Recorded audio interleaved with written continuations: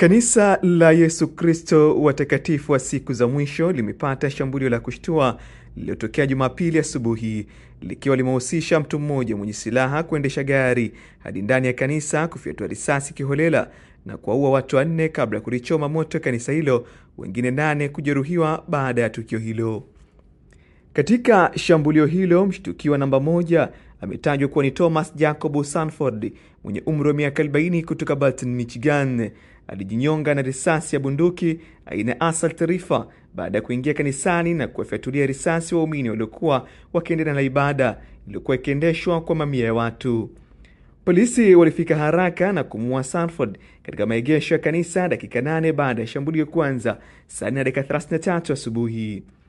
Maofisa wa polisi wamesema mshambuliaji alitumia kemikali inawezesha moto kama petroli kuwasha moto kanisa. Bado tunaendelea kubaini chanzo cha moto na muda uliotokea, alisema mkuu wa polisi. Katika tukio hili la kusikitisha, baadhi ya waumini walionyesha ushujaa mkubwa kwa kuhifadhi watoto waliokuwepo kanisani katika maeneo salama, jambo lililopelekea kwa pongezi za maofisa wa usalama kuwapa pongezi zilizokuwa kubwa. FBI imeanza uchunguzi wa kina ikijumuisha uchambuzi wa rekodi za simu na mali za mshambuliaji ambaye awali alikuwa mwanajeshi wa jeshi la wanamaji la Marekani.